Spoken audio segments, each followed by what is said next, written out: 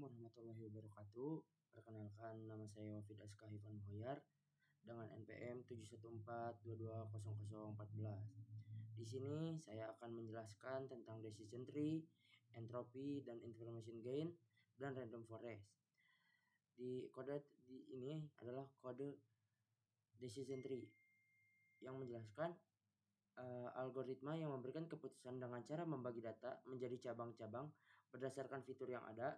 Setiap cabang menggambarkan keputusan berdasarkan kondisi tertentu dan ujung cabang adalah hasil klasifikasinya. Decision tree, model yang bekerja dengan cara membagi data berdasarkan fitur-fitur tertentu. Setiap pembagian dalam pohon keputusan mewakili keputusan berdasarkan kondisi tertentu dan setiap cabang pohon akan mengarah ke keputusan akhir. Bagaimana cara kerja decision tree? Pada umumnya, pohon keputusan memilih fitur yang dapat memisahkan data dengan baik. Salah satu cara untuk mengukur adalah dengan menggunakan Gini index yang mengukur seberapa baik sebuah fitur memisahkan data. Kode tersebut ini adalah menggunakan Gini index. Di sini masukkan kode from sekalian dataset import load iris, from sekalian model selection import trend test split, from sekalian tree import decision tree classifier plot tree, import matplotlib pyplot splt, from sekalian matrix import accuracy score. Yang kedua adalah load dataset irisnya. Iris sama load iris, X iris data dan Y iris target. Yang ketiga, pisahkan data menjadi data latih dan data uji.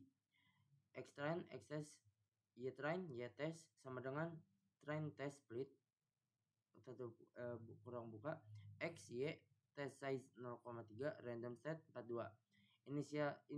Inisialisasi dan latih model decision tree. Model decision tree classifier criterion Gini, max depth 4, random set 42. True model fit X train, Y train. Decision classifiernya max depth-nya 4, random set-nya 42. Prediksi dan hitung akurasinya dan akurasi modelnya 1. Ini hasil visualisasi decision tree dan decision dan simpan file untuk menyimpan filenya. Pada bagian visualisasi pohon keputusan, kita menggambarkan struktur pohon keputusan yang telah dibangun dengan model decision tree. Visual ini memberikan gambaran yang jelas tentang bagaimana data dipisahkan berdasarkan fitur-fitur yang ada. Node pada pohon, setiap node dalam pohon keputusan mewakili sebuah keputusan atas pembagian berdasarkan suatu fitur tertentu, misalnya shape alike, petal weight, dan lain-lain. Di setiap node, kita melihat fitur yang dipilih untuk pembagian data. Yang kedua, cabang pohon. Setiap cabang mengarah ke keputusan berdasarkan nilai dari fitur yang dipilih. Sebagai contoh, jika nilai sebuah fitur lebih besar atau lebih kecil dari nilai tertentu, data akan diarahkan ke cabang kiri atau ke kanan. Yang ketiga, daun pada pohon. Daun pohon menunjukkan hasil akhir klasifikasi, yaitu label kelas, misalnya jenis bunga atau jenis bunga iris. Setiap daun menandakan keputusan akhir yang diambil berdasarkan pembagian data hingga mencapai titik tersebut. Warna pada node. Warna yang mengisi node menunjukkan kelas yang dominan pada node tersebut. Warna yang ini memberikan informasi cepat mengenai klasifikasi yang lebih sering terjadi pada di data node tersebut. Dengan visual ini kita dapat dengan mudah melihat bagaimana pohon keputusan bekerja dalam membagi data dan membuat keputusan berdasarkan fitur-fitur yang ada. Selanjutnya, entropy dan information gain. Sebelum kita membangun pohon keputusan, kita perlu tahu fitur mana yang harus dipilih untuk itu. Kita menggunakan dua konsep penting, entropy dan information gain. Apa itu entropy? Entropy mengukur tingkat ketidakpastian dalam data. Semakin tinggi entropy, semakin sulit kita membuat keputusan yang akurat. Dalam konteks pohon keputusan, kita ingin memilih fitur yang bisa mengurangi entropy, yaitu mengurangi ketidakpastian. Apa itu information gain? Information gain mengukur seberapa banyak informasi yang kita dapatkan. Banyak informasi yang kita dapatkan dengan membagi data yang menggunakan fitur tertentu. Fitur yang memiliki informasi gain terbesar adalah fitur yang paling berguna untuk memisahkan data. Di sini ada kode entropy dan information gain. Dataset yang saya gunakan dataset sederhana yang seperti ini. Fungsi entropy, fungsi information gain, hitung IG untuk semua fitur, tampilkan hasil IG per fitur, information gain per fitur, outlognya 0,2467, sedangkan Y-nya 0,0013. Menentukan fitur yang terbaik dalam berdasarkan informasi gen adalah outlook. Ini hasil visualisasi dengan warna berbeda. Gambar tersebut adalah grafik batang yang menunjukkan nilai informasi gen dari dua fitur dalam sebuah dataset, yaitu outlook yang ini dan wine. Informasi gen adalah ukuran yang digunakan dalam algoritma seperti decision tree untuk menentukan seberapa baik suatu fitur membagi data ke dalam kelas-kelas yang berbeda. Outlook memiliki batang yang tinggi dengan nilai sekitar 0,245. Ini menunjukkan bahwa fitur outlook memungkinkan merujuk pada kondisi cuaca seperti sunny, overcast, atau rain.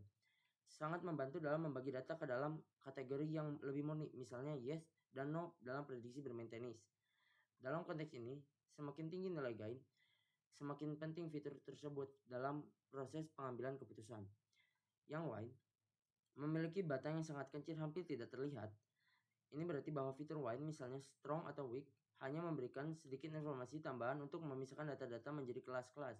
Dengan kata lain, memasukkan fitur ini ke dalam model tidak banyak. Ini membantu dalam meningkatkan akurasi klasifikasi. Yang terakhir adalah random forest. Mengapa ini lebih baik dari decision tree? Sementara decision tree adalah model yang sederhana dan mudah dipahami. Model ini bisa sangat rentan terhadap overfitting, terutama jika kedalamannya sangat dalam. Random forest mengatasi masalah ini dengan menggabungkan banyak pohon keputusan untuk membuat keputusan yang lebih stabil. Bagaimana cara kerja random forest? Random forest adalah teknik ensemble learning yang berarti ia menggabungkan banyak pohon keputusan untuk menghasilkan hasil yang lebih baik. Setiap pohon dihasilkan secara acak dan hasilnya akhirnya didapatkan dengan cara mengambil suara dari seluruh pohon. Di sini terdapat kode-kode random forest, load dataset wine, buat model random forest, ambil nilai fitur importance, visual fitur importance yang berhasilkan ini. Hasil visualisasinya, grafik tersebut menunjukkan tingkat kepentingan dari masing-masing fitur dalam wine dataset yang dihitung menggunakan algoritma random forest. Grafik ini membantu kita memahami fitur mana yang paling berkontribusi dalam proses klasifikasi jenis wine. Penjelasan grafik, sumbu Y vertikal menampilkan nama-nama fitur atau atribut dalam dataset wine, seperti proline, prolinates, alkohol, dan lain-lain. Sumbu X horizontal menunjukkan nilai tingkat kepentingan fitur tersebut, yaitu seberapa besar pengaruh fitur ini dalam membuat keputusan klasifikasi. Analisis fitur penting. Fitur paling penting, proline memiliki nilai kepentingan tertinggi sekitar 0,19. Artinya fitur ini memberikan kontribusi paling tinggi paling besar dalam membedakan kelas wine, diikuti oleh flavonoids dan alkohol yang memiliki pengaruh besar terhadap model.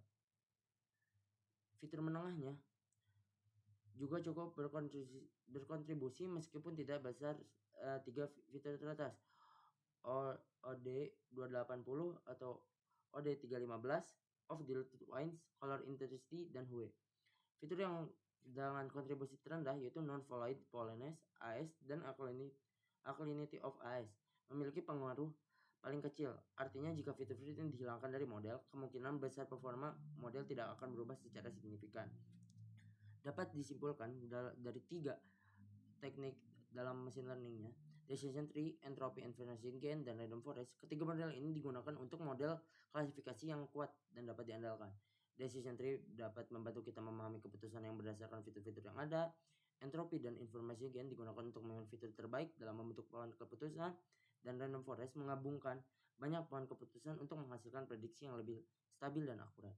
Dengan memahami konsep-konsep ini, kita dapat memilih teknik yang tepat untuk menangani berbagai masalah klasifikasi dan regresi dalam machine learning. Sekian dari saya. Wassalamualaikum warahmatullahi wabarakatuh.